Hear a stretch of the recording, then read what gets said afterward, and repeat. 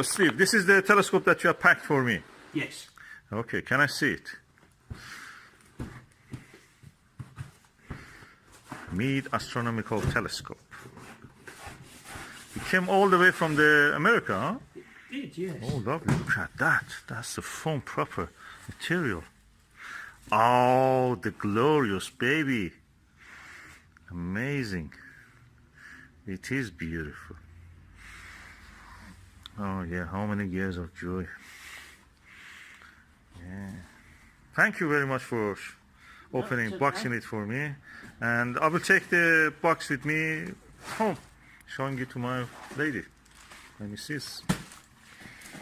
Thank you very much. No, it's again my pleasure. Yeah. You actually are working in Spain and making the observatory Here's there. one.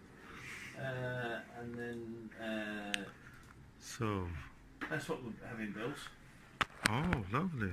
So, ENS Optical is now in Spain and building observatory, like the one that I saw actually today or so in South Africa. The roof moves like that. Yeah. That's the same design, I think.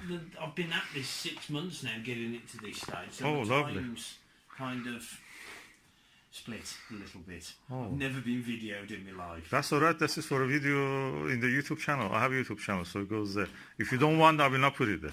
It doesn't matter. Yeah, it's an interesting place. Look, full of the optical Oh, God. systems in there. If you want to see what's interesting, Yes, please, can we see? It's a haberdashery of... Haberdashery of destruction. Yes. At the moment, I'm in a rock mess, so there's stuff everywhere. Oh, look at this big telescope. Celestrons, all Celestrons. 2-inch diagonals. So, as you can see, we're having while I'm having the decorators in.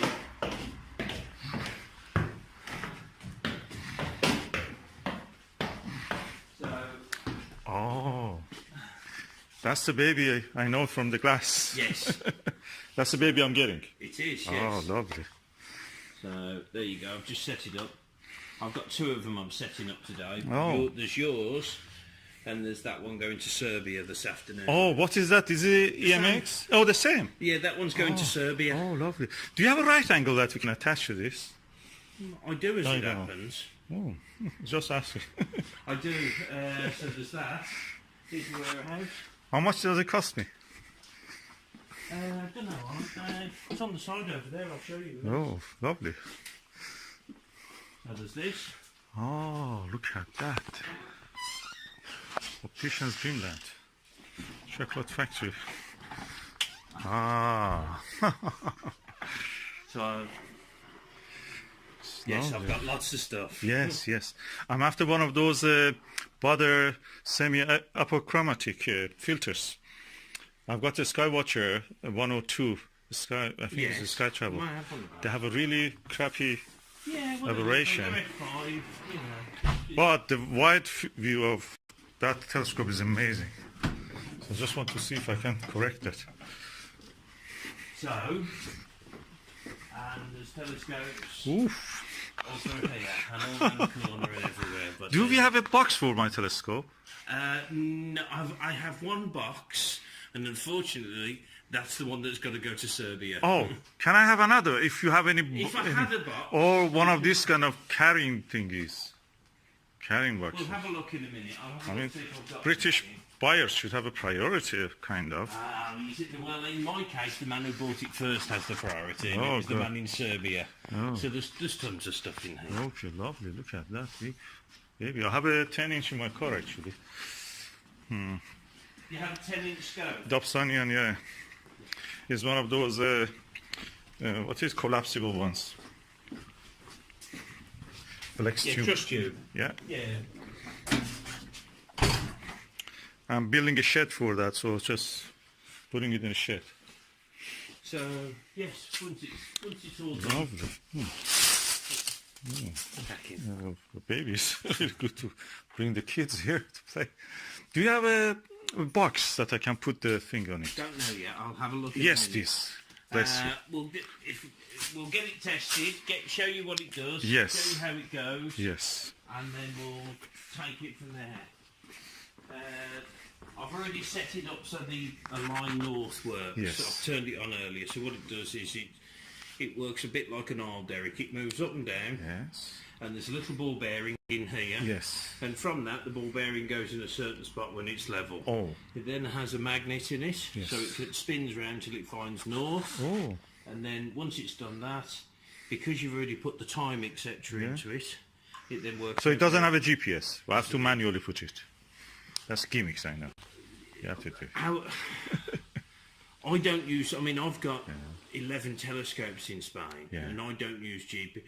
GPS is a sales gimmick by companies to get you to upgrade from the previous model to the next one. It's a bit like buying a Ford Focus LX, but next year's Ford Focus, it's the LXi. It's ridiculous, but still. Can I attach my? I got a click lock, bother click lock thing. Yeah, and goes here. Just 2-inch. I want to use 2-inch on this. And may go to other telescopes, this other one. Oh, that's beautiful. Yeah, everything. Lovely. Best upgrade you can do is you put a feather touch. Yeah, that's what I want to actually do, a motor or something for this, or feather touch. Feather touch. How much that will cost me? You pay about 300 quid for them, so I should wait till you get it up and working first. Yes. So, but yes, no. Let's see the... Can I see the optics? Yeah, of course you can. I haven't even looked at them myself, yes. Yeah. I'll give them a blow in a second if you want. Oh, is it possible? You have a blower, huh? Of course I have. I clean optics all day long. Yeah, just today I saw that somebody was washing it in South Africa.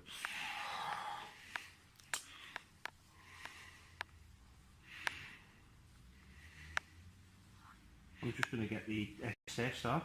Yes. And then I'll give it a proper clean. It's a bit cool in here. Yeah. That's lovely. Does it need a dew shield also? I have those if need be. Yeah, or I can make one from this. They said from the foam. Make it have a bit of foam, which is what I do. People are very prissy these days with the telescopes. They have to be perfect. Yeah. But to be fair, most telescopes we use in the dark. Yeah, you can't see them. So a dew shield's job is to stop dew getting on your glass. I have exactly those things, I have also carbon thingy that you can actually clean it without any... Yeah. That's I use it for cameras, so I just can use it. Yeah, so do I. It's a bit cool in here at the moment. Yeah. Beautiful. So that's how you clean your telescope. Normally I would have brought it downstairs and put it into a warmer room because at the moment the optics are far too cold to clean. So when you get them home, just blow them off like that, bit of breath, clean cloth, and then just gently do that. And any smear, I'll have left just 1 or 2 tiny smears on, and just take them off. See, like there. But it's because it's too cold. Yes. So, what's the effect of being too cold? I just want to know. If it is too cold, what happens? Okay, you have a vapor in it. That's it. That's actually good because you can clean it. It causes a little bit less friction. Any particles. But one of the best cleaning things that you'll ever have is your own breath. Yeah. So, and if it's freezing cold, all you'd be doing is wiping the vapour around. Yes. Let's move it, huh? Just to see how it goes up and down.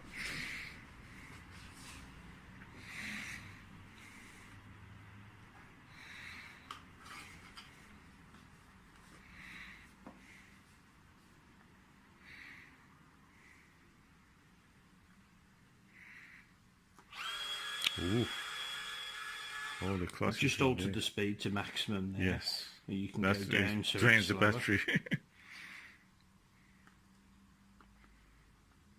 It's trying to centre. Let's just press centre. And how it moves in the azimuth, does it move? Oh, lovely. Brilliant. That's true. Where is the battery? Is it there? Oh, here. I've got it in enough. Oh, you attach to your own power supply. Oh, okay. Now, just last night I was reading about this. This one of the CCD auto guiders. Does it have a port for that or no? I cannot. No, you can buy a 909. It's called a hash 909 adapter, which is a special adapter that.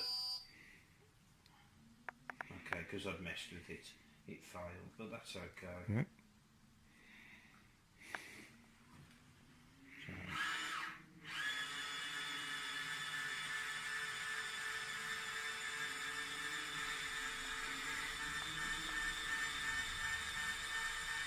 How it can be a finder?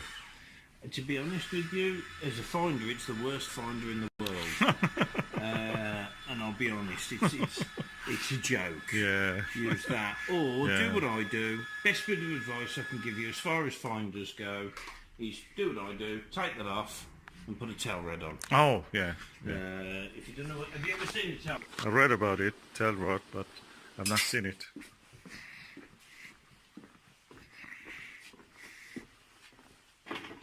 Tail rod. Oh, okay. Ugliest finder in the world. Yeah, how it works? I always wondered. Basically, it projects a bullseye on there. And so you get zero magnification, but in the night sky you can see exactly where you're looking. Yes. I haven't got one with batteries in for you to look at the moment. How much are they? Oh, they're about £40. Oh. But they're really ugly. Yeah. How you attach it with a cable tie? Double-sided tape. Oh, okay. They're really ugly, but they're really, really, really good. Yeah. It's what I use. Can I have one of these? Yeah, I've got one without stuff on that you just need to put a bit of double-sided tape on. Yes, wondering where we put it. I'll dig one out. I'll dig it out in a minute. That's all right. Another one somewhere.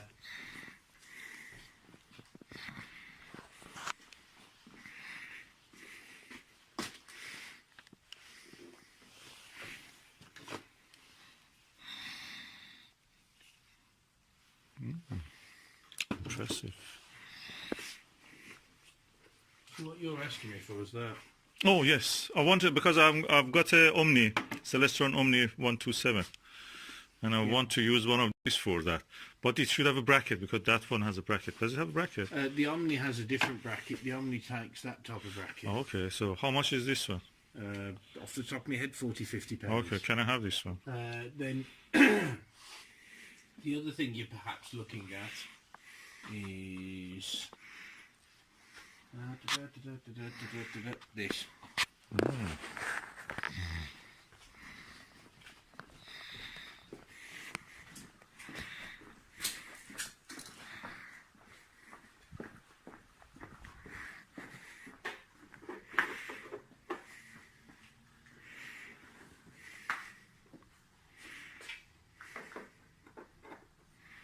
Oh, what is that?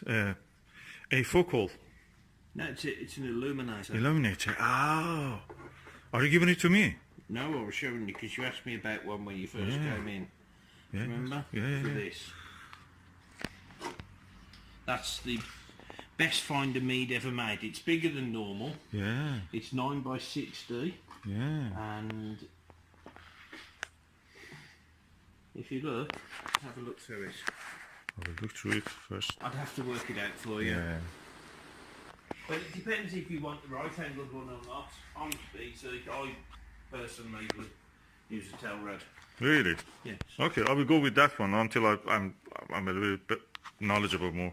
But I like this design also. It looks more gimmicky. It's a much better finder, to be honest, but it's not as good in my opinion as the 40 quid tail rod. Really? So okay. Yeah. That's probably £100. Oh. Whereas that's 40. 40. And to be honest, it's better. So where it goes, where I put the tail rod? Well, Here? What I would do if it was me was I mean, I want to have this. I just want to add the tail rod just in the case. I would undo. Well, you can put it there if you want. A lot of people, or when you take this off, you can put it there. Oh, just in front of it. Yeah. Yeah. It's lovely. So that definitely goes with the Omni.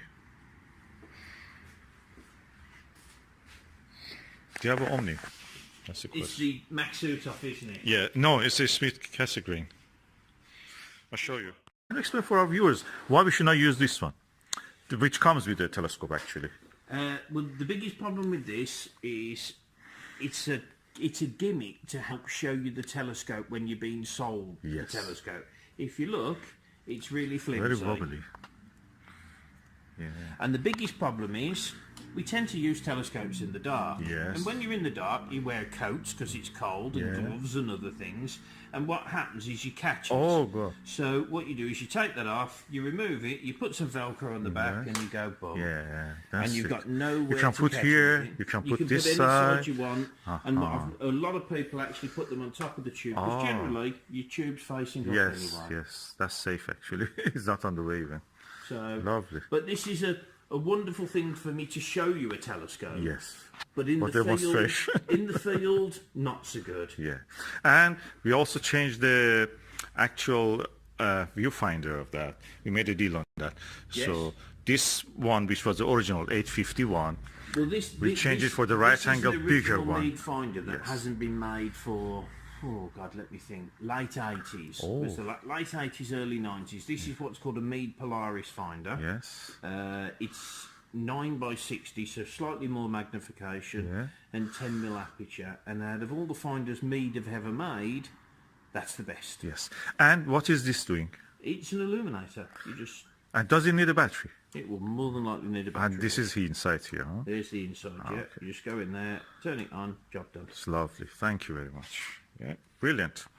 Let's go for the tail rod, because I have also another thing. And I know that I have Dobsonian, and I probably get the tail rod now that I'm here. I will find. I know in the eBay the tail rods can be selling for any price. So yeah. The one you give me now probably is better. So, and I tend to use, if you're a scientist, the tape that I use for astronomy is VHB tape. Yes. Oh. Okay. So rather than just normal double-sided tape, it's great in your home. Yes. But when it's cold or hot, so if you're doing solar or if you're doing nighttime work where it's -5, it doesn't keep its bond. So VHB stands for very high bond. That's great. Thank you. And you just use VHB tape. So do you have VHB tape also? That is a cheap version of VHB tape, but this is something I use for something else, but it's very sticky. But VHB tape's generally made by good manufacturers like 3M. And it will say in the title VHB, and you're going to want, for most astronomy uses, 12-15mm wide roll. You'll pay about 20 quid for a roll. In fact, when we're off camera, there's a new make that I've been using for the last month, and I bought it off Amazon. I can't remember the make off the top of my head, but it's a type of VHB tape. It's 20 quid a roll, but it's brilliant. And I'll give you the link to that. That's great. What's the use of it? Exactly, can you explain for the viewers what you do with that? Well, that sticks on there. The other side of it is also sticky. The other side is also sticky. Your tail rod goes on that. And your tail rod goes on that. This isn't good enough for that because it's not thick enough and there's no foam in there. But VHB is proper double-sided. Thank you. We have a tail rod. You look through here. So the rest of it, which is this compartment, it's mostly empty actually. But if you look, it's basically a battery compartment with 2 batteries held in place. And then it's an illuminator back here, which illuminates onto. That's a little mirror. There. And then the mirror reflects up onto there. Okay. It's. So how you see the sky? The sky is seen through here. So it's from that side. You see, a tail red's quite an unusual finder. It's really ugly. What's the difference between those and those red dot ones? This works and they're crap. Red dot finders, inherently, if I was to look at, try and focus on a star in the night sky, although it's a very bright object, it's also millions and millions of miles away, so it's a light point source.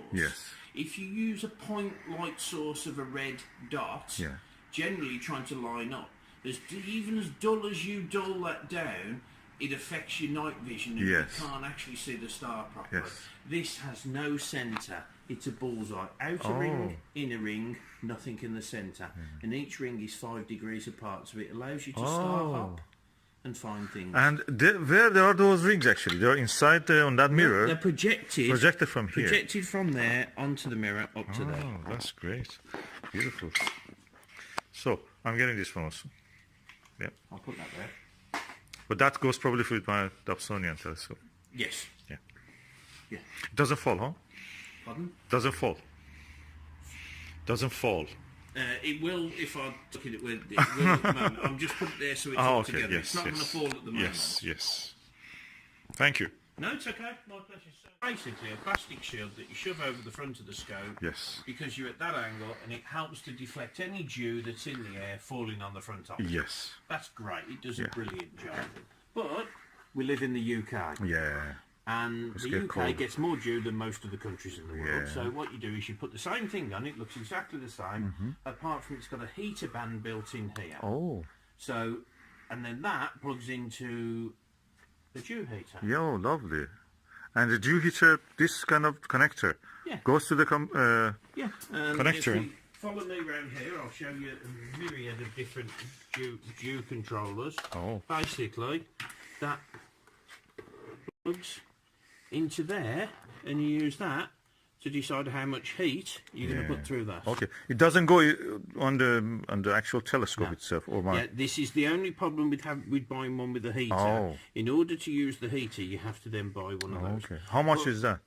I'll come back to that in a minute. Yes, but off you the camera. don't need it. No, you don't need it straight away. Yeah. You could get away with the normal one. Yeah.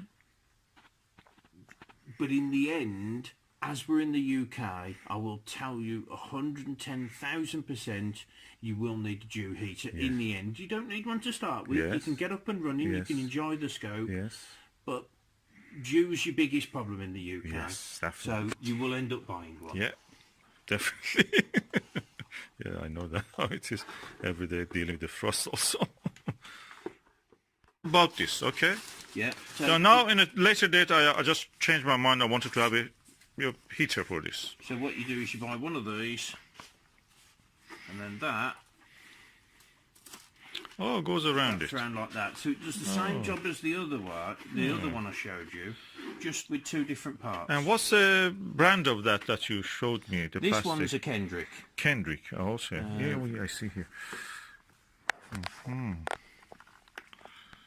Kendrick Astro Instruments. Canadian Fairly company. made in China. Good. Yep, proudly made in Canada. Yeah. But actually, I've opened one, maybe not. Can be used for the head also, headband, as a headband. Yeah, if you want to look Because at John McEnroe, or be on board. That's nice. So, there you go. And then that, if you follow me, goes... Oh, that looks really nice. Goes with that even, makes it more beautiful. Yeah. So how much is this with this now? Oh, I haven't got a clue off the top. Okay, you have to tell me. That's why I should take it off. Yeah. This is the Meade LX90 that I have bought. As you can see, it's a bit lighter than the LX200, which is a kind of stronger, heavier fork mount, which you can see here. And with this one you can actually put it a equatorial wedge on this and just do long exposure astrophotography. Of course, with the Registack you don't need really much of that if you're just doing casual astrophotography. Registack will do with 15-30 second exposures. Good job for you if you want.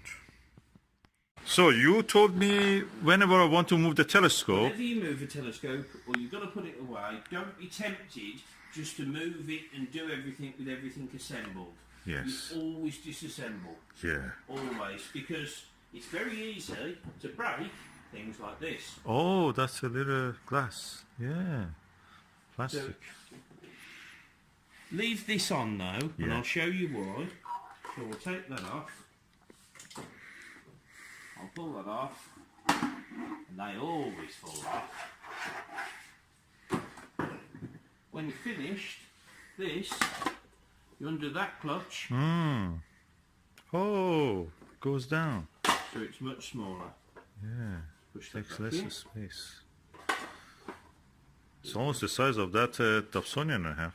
Exactly, it's quite compact. That's what, and what you do then, you can carry it on your back seat. Yeah. Job done. Okay, how you open it then? It's not... There's a knack to that. So what about this wire? Is not on the way? No, or you can just do that. Oh, okay. So whenever you take it down, remember this isn't cheap. So you always keep a hold on it. yes. You undo that knob, but you always keep a hold on it. Because you see a lot of Meade telescopes broken online. And what they are is people who stand there doing this. Yeah. And then what happens is the scope goes. And they fall. And you'll know when it's undone.